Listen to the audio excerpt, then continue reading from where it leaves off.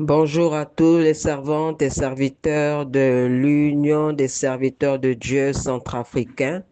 Nous voici au troisième jour de cet enseignement sur, Alléluia, sur la gestion du temps, la discipline personnelle et productivité. Voilà, hier nous avons parlé sur la discipline, nous avons beaucoup parlé sur la discipline. Aujourd'hui, nous allons parler sur les habitudes des leaders efficaces, l'organisation et la planification. Nous voyons que tout s'enchaîne, tout se suit. Nous allons d'abord prier. Père de gloire, Père d'amour, nous voici encore à nouveau devant toi en ce troisième jour de cet enseignement, Papa, sur ce quatrième module que tu nous as donné, Père de gloire, durant ce mois d'août. Seigneur, merci, tu nous as longuement parlé durant ces 2 jours passés. Et aujourd'hui, tu veux encore nous parler sur une autre dimension. Nous te disons merci et nous sommes tous à l'écoute. Père éternel, que ta parole sorte avec puissance et que le Saint-Esprit nous aide à saisir ce que tu as à nous apprendre et que nous puissions le pratiquer pour que nous devenions, Seigneur, des servantes et serviteurs efficaces pour l'avancée de ton royaume. Au nom puissant de Jésus-Christ, bénis cette parole. Amen. Voilà, comme je l'ai dit, aujourd'hui, nous allons parler des habitudes des leaders efficaces, l'organisation et la planification. Alléluia. Donc, voilà, nous verrons comment être efficace euh, dans notre leadership grâce à l'organisation et la planification. Je vais lire 2 textes et je donnerai les textes secondaires tout à l'heure. Voilà, Marc chapitre 10, le verset 43 à 44. Mais quiconque veut être grand parmi vous, qu'il soit votre serviteur. Et quiconque veut être le premier parmi vous, qu'il soit l'esclave de tous. Josué chapitre 1, le verset 7 à 9. Fortifie-toi seulement et aie bon courage, en agissant fidèlement selon toute la loi que Moïse, mon serviteur, t'a prescrite. Ne t'en détourne ni à droite ni à gauche, afin de réussir dans tout ce que tu entreprendras. Que ce livre de la loi ne s'éloigne point de ta bouche. Médite-le jour et nuit pour agir fidèlement selon tout ce qui est écrit. Car c'est alors que tu auras du succès dans tes entreprises, c'est alors que tu réussiras. Ne t'ai-je pas donné cet ordre? Fortifie-toi et prends courage. Ne t'effraie point et ne t'épouvante point, car l'Éternel, ton Dieu, est avec toi dans tout ce que tu entreprendras. Alléluia.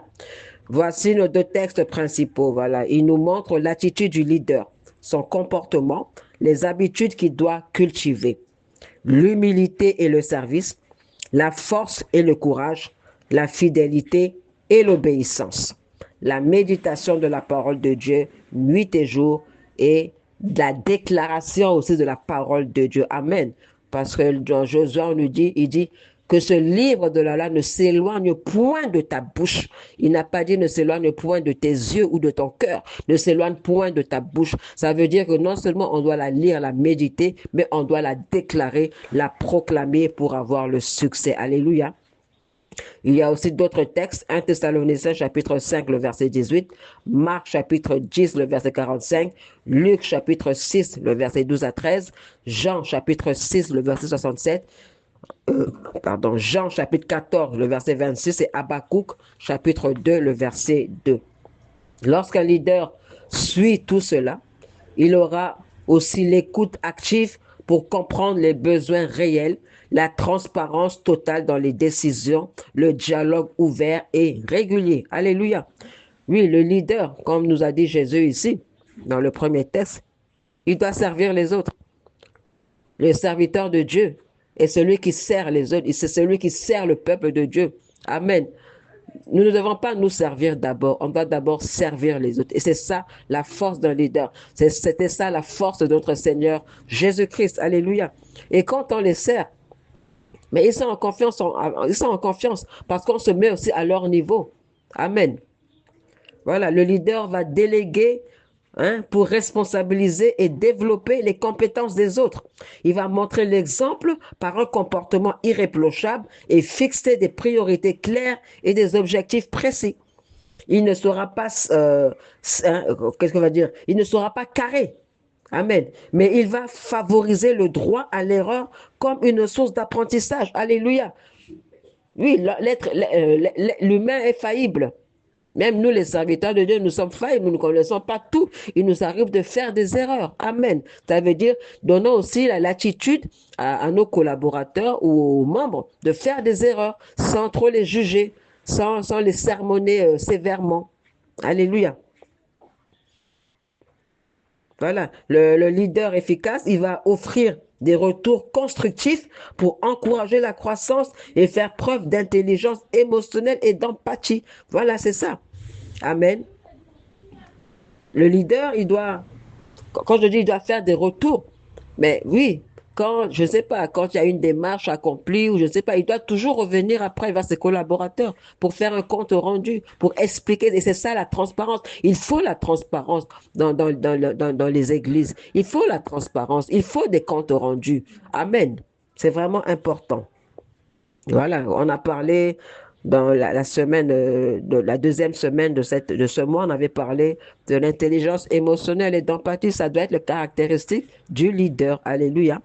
Voilà, ces comportements favorisent la confiance, ça stimule l'engagement des équipes et garantissent une vision claire face aux défis. Le leader doit pouvoir être précis dans ses objectifs et montrer ses objectifs à ses collaborateurs. Il ne doit rien cacher. Il doit leur expliquer sa vision, leur expliquer ce qu'il attend d'eux aussi. Amen. Voilà. Euh, je vais essayer de définir parce que le thème, c'est les habitudes des leaders. Qu'est-ce qu'une habitude? Qu'est-ce qu'une organisation? Et qu'est-ce qu'une planification? Une habitude, c'est une manière d'agir, de penser ou de se comporter.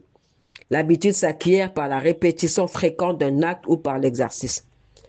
Elle devient un automatisme qui demande moins d'efforts ou de réflexion. Amen. Au fur et à mesure qu'on on pratique ce geste, et bien voilà, à la fin, ben, ça devient naturel. Ce n'est plus un effort qu'on fait, ça devient naturel. Amen.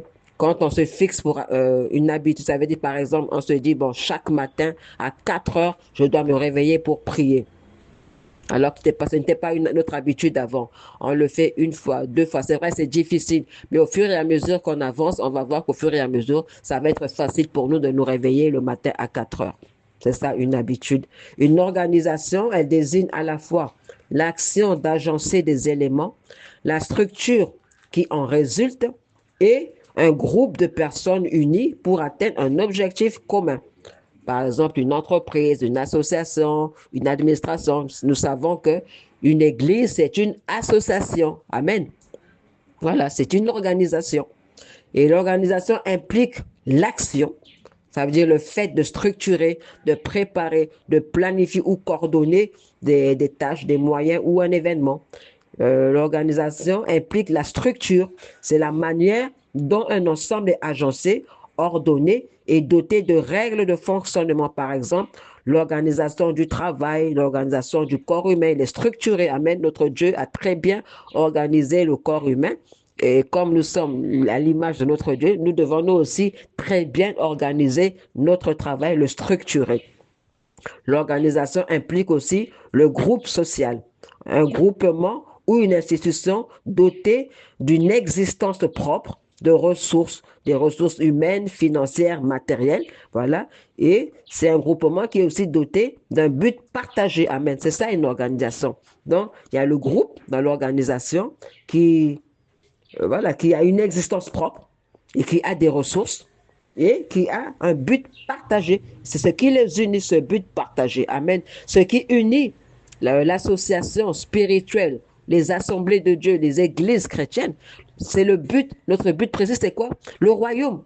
C'est ça qui nous unit, en fait, pour que nous allons tous nous retrouver le jour J auprès de notre Seigneur Jésus-Christ. Et c'est ça, ce but maintenant, il implique plusieurs objectifs. Amen. Voilà. La planification, c'est l'action de planifier. C'est un processus qui consiste à fixer des objectifs, à choisir des moyens d'action à organiser les tâches dans le temps et à prévoir les étapes nécessaires pour réussir un projet ou gérer une activité. Amen. Cela implique des objectifs, ça veut dire définir le but précis à atteindre. Ça implique des moyens, évaluer le budget, le matériel et les ressources humaines. Ça implique un calendrier, ça veut dire échelonner les tâches et fixer les dates limites. Ça implique une anticipation, c'est-à-dire on prévoit les risques et on ajuste les actions à l'avance au fur et à mesure qu'on avance. S'il y a aussi des changements, des imprévus, on ajuste. On doit prévoir tout cela et c'est ça la planification.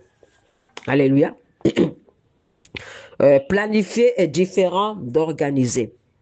Planifier consiste à gérer le temps en fixant des dates, des échéances et un calendrier, tandis qu'organiser consiste à structurer, répartir les rôles et attribuer les ressources nécessaires pour réaliser une tâche. La planification répond à la question quand. Quand faire cette activité? Quand mener cette action? Amen. Et l'organisation répond à la question comment faire cette activité et avec qui, avec quoi faire cette activité. Amen. Alléluia. Voilà, donc j'ai donné les définitions de l'habitude, de l'organisation et de la planification. Voilà, citons quelques habitudes en voyant tout ce que j'ai dit plus haut du leader chrétien. Il y a la prière constante. Le leader chrétien qui veut être efficace, il doit avoir cette habitude de prier constamment. C'est pour chercher la direction de Dieu avant d'agir comme David le faisait. À chaque fois que David voulait aller en guerre, il cherchait la direction, l'orientation de Dieu. Il doit faire une étude de la Bible. Amen. Ça doit être une habitude, étudier la Bible. Ça nourrir ses décisions de la parole de Dieu. Ça permet de nourrir ses décisions de la parole de Dieu. Amen. Le leader chrétien efficace, il doit avoir la reconnaissance comme habitude. Amen. Il doit être reconnaissant. Il doit cultiver la joie et la gratitude en tout temps. 1 Thessaloniciens 5, le verset 18 nous dit, rendez grâce à Dieu en toutes choses, car c'est à votre égard la volonté de Dieu en Jésus-Christ. Donc, c'est la volonté de Dieu que nous soyons reconnaissants en tout, que ce soit dans le malheur, que ce soit dans le deuil, dans les pleurs, dans le chômage, dans le célibat, je ne sais pas moi, dans la pauvreté, dans la misère, nous devons rendre grâce à Dieu. Dans l'excellence, dans la richesse, dans la prospérité, dans l'élévation, nous devons rendre grâce à Dieu. Dans la fertilité, la fécondité, nous devons rendre grâce à Dieu. Amen. Et ça doit être une habitude du leader efficace. Autre habitude, le service désintéressé. Passer d'une logique de pouvoir à une posture de serviteur. C'est ce que Jésus-Christ nous a montré dans le texte que nous avons lu. L'intégrité et la vérité, agir avec transparence et honnêteté. On nous parle une autre habitude, l'humilité, comme nous a dit le Seigneur Jésus. Ça veut dire quoi? C'est accueillir les critiques et reconnaître ses torts. Seul un leader humble, un serviteur humble peut reconnaître ses torts. Seul un leader humble peut accepter les critiques. Alléluia, les accueillir même. Autre habitude, le soutien des autres. Ça veut dire quoi? Encourager et élever son entourage. C'est important, le leader. Il doit pousser son entourage à aller de l'avant, à aller plus haut. Amen. Il doit les soutenir. Ses proches collaborateurs, même les membres. Le leader doit soutenir les membres. Ce n'est pas seulement aux membres de soutenir le leader. Amen. Le leader doit soutenir les membres de son assemblée quand ils sont dans le besoin. Autre habitude, courage et force, bien sûr. Agir avec fermeté et confiance. Autre habitude, la compétence. Ça veut dire la maîtrise des tâches, la connaissance de son domaine d'action et la capacité à prendre des décisions claires. C'est ce qui fait un leader efficace. Alléluia. Donc, un leader chrétien se distingue par son esprit de service, guidé par l'exemple de Jésus-Christ, notre modèle parfait. Il n'est pas venu pour être servi, mais pour servir et donner sa vie. Marc chapitre 2, verset 45. Il est cohérent dans ce qu'il fait, c'est-à-dire que ses paroles et ses actions sont alignées. Amen. Ce qu'il dit, ça se voit dans son comportement. Il est stable dans ses valeurs, exemplaire et intègre. Amen. Ses valeurs ne varient pas d'un moment à l'autre. Il est stable dans ses valeurs. Nos valeurs sont les valeurs de Jésus-Christ, sont les valeurs confiées par la parole de Dieu. On ne doit pas tomber un coup à gauche, un coup à droite, non, selon les circonstances. Alléluia. Quelles sont nos valeurs en tant que leader chrétien, en tant que servante et serviteur de Dieu? Amen. Quelles sont nos valeurs? Les valeurs de chrétiens. La sanctification, c'est ça nos valeurs. L'amour, le pardon, c'est ça nos valeurs. Alléluia. Prier pour nos ennemis, bénir ceux qui nous maudissent, aimer nos ennemis, c'est ça notre valeur. Amen. Examinons le leadership du Seigneur Jésus-Christ, notre modèle parfait. Premièrement, nous devons nous remettre au discernement de Dieu dans le choix des collaborateurs. C'est ce que Jésus a fait. Choisir un collaborateur est un choix qui engage l'avenir. Pour cela, il faut demander l'aide du Seigneur comme lui-même l'a fait. Dans Luc chapitre 6, le verset 12 à 13, on nous dit, en ces jours-là, Jésus s'en alla dans la montagne pour prier et il passa la nuit à prier Dieu. Puis le jour venu, il appela ses disciples et en choisit 12 auxquels il donna le nom d'apôtres. Luc chapitre 6, le verset 12 à 13. Amen. Donc, premièrement, quand on suit l'exemple de notre Seigneur Jésus-Christ, pour le choix de nos collaborateurs, nous devons nous en remettre à Dieu. On ne choisit pas les collaborateurs par affinité, on ne choisit pas les collaborateurs parce que voilà, celui-là, il a fait une bonne œuvre pour l'Église, il a fait un don considérable, donc on le prend. Non, non, non, non, non. Là, on gâche le travail, on gaspille le travail. Amen. Deuxièmement, en suivant l'exemple de Jésus-Christ, servir et faire grandir ses collaborateurs, comme je l'ai dit. Ce qui illustre bien ceci est la scène du lavage des pieds. Amen. Oui. La scène du lavage des pieds, ça montre vraiment comment nous devons servir les autres. Amen. Nous savons que autrefois, il n'y avait pas de voiture, il n'y avait pas de moto et les gens se déplaçaient soit à dos d'âne, soit à pied. Et quand ils arrivaient quand ils rendaient visite, ben, les pieds étaient pleins de poussière. Et c'était les serviteurs du propriétaire des lieux qui amenaient de l'eau et une serviette de savon et qui lavaient les pieds des visiteurs. Et nous avons vu Jésus faire cet acte. Il s'est mis au niveau du serviteur pour laver les pieds de ses disciples. Donc c'est l'image parfaite. Jésus n'a pas attendu longtemps non plus pour confier aux 12 la mission d'annoncer la bonne nouvelle dans les villages, en leur donnant le pouvoir de guérison. Il n'a pas attendu longtemps. Alléluia. C'est qu'il avait confiance en eux. Il savait ce qu'il avait mis en eux. Et Jésus aussi sait ce qu'il a mis en nous. Amen. Il ne se ménageait pas non plus pour les enseigner, pour les exhorter, les interpeller vivement parfois. Amen.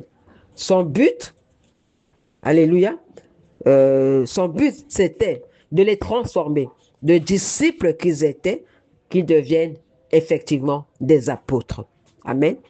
Il les respectait et les laissait libres de leur choix. Et c'est la condition de l'engagement. Jésus donc dit aux 12, et vous, ne voulez-vous pas aussi vous en aller?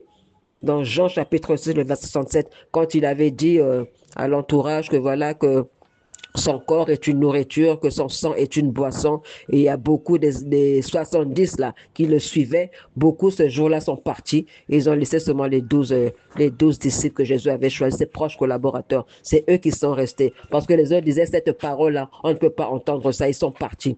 Et quand Jésus maintenant il a vu que tout le monde était parti, il voit seulement les 12. Il leur pose la question, et vous ne voulez pas partir aussi? Donc, Jésus ne forçait personne. Nous aussi, nous ne devons pas forcer les gens à rester auprès de nous. Alléluia. Chacun est libre de faire ce qu'il veut. Amen. En tout cas, dans mon ministère, il y a eu beaucoup de mes proches collaboratrices qui sont parties. Et elles sont allées œuvrer ailleurs. Alléluia, c'est vrai, il y a un pincement au cœur. Mais pourvu qu'elles restent dans la moisson, c'est l'essentiel. Alléluia. Jésus a relevé Pierre, qu'il avait renié 3 fois, en lui demandant autant de fois, m'aimes-tu? Et en lui confiant la mission de conduire son troupeau.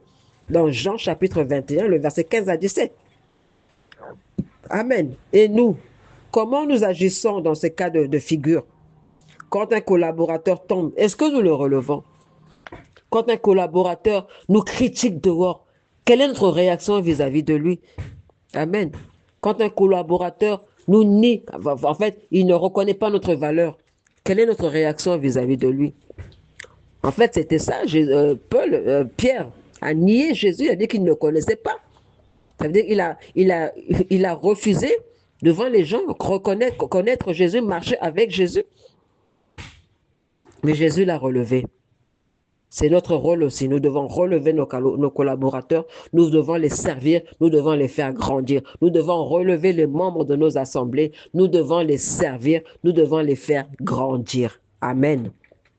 La troisième habitude que nous pouvons imiter, c'est chez Jésus. C'est s'assurer que la vision est partagée. Alléluia. Jésus a tenu à partager sa vision du Messie auprès de ses disciples. Mais quand il annonça qu'il allait mourir et ressusciter le troisième jour, ils n'ont pas compris car ils attendaient un nouveau David et non un serviteur souffrant. Ce n'est que plus tard, grâce au Saint-Esprit, qu'ils ont pu comprendre ce qu'était le Messie. Alléluia. À nous de faire en sorte que nos collaborateurs comprennent la vision que Dieu nous a donnée. Quatrièmement, devant un passage difficile, il faut passer le premier. C'est ça le leader, c'est celui qui passe le premier. Amen. Alléluia.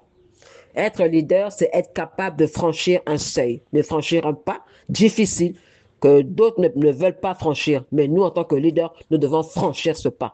Alléluia. Oh, combien de fois il m'est arrivé de franchir ce seuil et après avoir franchi ce seuil, qu'est-ce que j'ai reçu tous les problèmes du monde, mais il fallait que je franchisse ce seuil.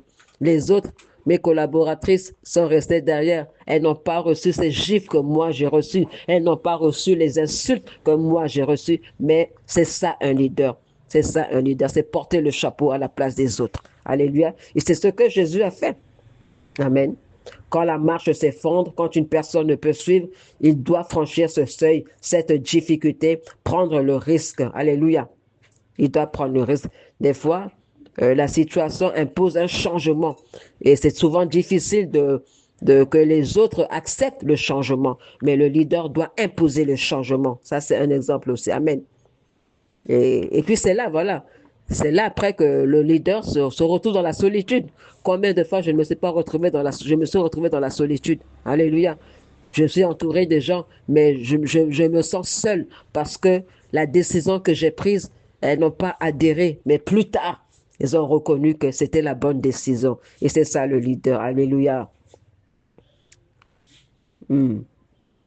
Voilà, c'est au leader de franchir le pas, le premier. Le seuil de Jésus fut sa Pâque, le passage de la mort à la vie. Qui d'autre que lui pouvait le faire? Il nous a précédés dans la souffrance et la mort. Il nous précède dans la résurrection. Amen. La cinquième habitude, préparer sa succession. C'est souvent un grand problème dans nos organisations. Or, c'est aussi important de bien choisir ses collaborateurs que son successeur. Alléluia. Nous devons bien choisir notre collaborateur, nous devons bien choisir notre successeur, que ce soit vraiment Dieu, sous l'impulsion de Dieu, que nous choisissons notre successeur. Et nous devons choisir un successeur. Nous devons préparer nos collaborateurs afin que parmi eux, il y ait un successeur. Alléluia. On dit souvent, pas de succès sans successeur, et c'est la vérité. Parce qu'on ne sait pas quand on va partir. Dieu peut nous prendre à tout moment. La maladie peut nous chicoter. Amen. Mais quand on est malade, qui va gérer l'œuvre à notre place? Amen. Ne nous croyons pas irremplaçables ou immortels. Avant de quitter ses disciples pour remonter vers le Père, Jésus leur a dit, je ne vous laisserai pas orphelins, le Paraclet, l'Esprit Saint, que le Père enverra en mon nom, vous enseignera toutes choses. Jean 14, 26. Alléluia. Le remplaçant du Seigneur Jésus sur la terre, c'est le Saint-Esprit. Le Saint-Esprit, c'est Jésus en nous, en fait. Mais Jésus n'est pas là physiquement, mais le Saint-Esprit, il est là en nous. Et c'est lui le Paraclet, c'est lui le remplaçant de notre Seigneur Jésus-Christ. C'est lui qui nous enseigne, qui nous révèle toutes choses. De la même manière que Jésus sur la terre, il avait enseigné ses disciples, il leur avait révélé des choses. Le Saint-Esprit fait de même avec nous. Alléluia, c'est lui le successeur de Jésus. Nous aussi, nous devons trouver des successeurs pour l'œuvre de Dieu. Apprenons à regarder nos collaborateurs avec bienveillance et exigence, à les aider à développer leurs talents, même cachés, à respecter leur liberté, à s'assurer qu'ils se sont appropriés la vision Et quand une étape difficile est à franchir, passons le premier. Amen. Voilà l'exemple de notre Seigneur Jésus-Christ que nous pouvons adapter dans notre vie actuelle. Brièvement, comment faire une bonne planification? Le leader chrétien n'est pas un simple gestionnaire, car la source de sa vision est divine. Donc, il ne doit pas seulement organiser des activités, gérer une équipe ou attendre des résultats. Non, il doit avant tout discerner ce que Dieu veut accomplir et de mettre en place une planification stratégique qui permet à cette vision divine de devenir une réalité. Une vision sans plan reste une aspiration. Et une stratégie sans vision perd son sens. Amen. Merci à Dieu qui n'est pas seulement un Dieu de promesses. Il est aussi un Dieu de l'ordre, comme dit plus haut. Nous voyons dans la Bible que chaque œuvre divine suit un processus réfléchi. Quand Dieu donne une promesse, ben, il suit son plan. Lui, Dieu aussi, il a son plan pour la terre. Dieu a mis son plan depuis le jardin d'Éden. Alléluia. Quand l'homme est tombé, il a mis en plan maintenant le plan du salut du monde. Alléluia. Quand il a tué l'animal pour habiller Adam et Ève de la peau, ça donnait tout son sens. Il savait qu'il y aura un agneau qui allait donner sa vie pour l'humanité afin de cacher leur nudité. Alléluia. Dieu, il a son plan et il agit selon son plan. Nous aussi, nous devons avoir notre plan et agir selon notre plan, un processus réfléchi. Voilà quelques étapes essentielles pour bâtir une stratégie solide tout en restant fidèle à son appel. Premièrement, qu'est-ce que Dieu nous a dit? Nous devons revenir à la vision divine. Écris la vision et grave-la sur des tables afin qu'on la lise couramment. Habakkuk chapitre 2, le verset 2. Voilà. Il faut toujours revenir à la vision initiale. Cela permet de garder le cap malgré les difficultés. Ça évite les distractions, ça motive les équipes et ça permet de prendre des décisions cohérentes, toujours conformément à l'appel à la vision.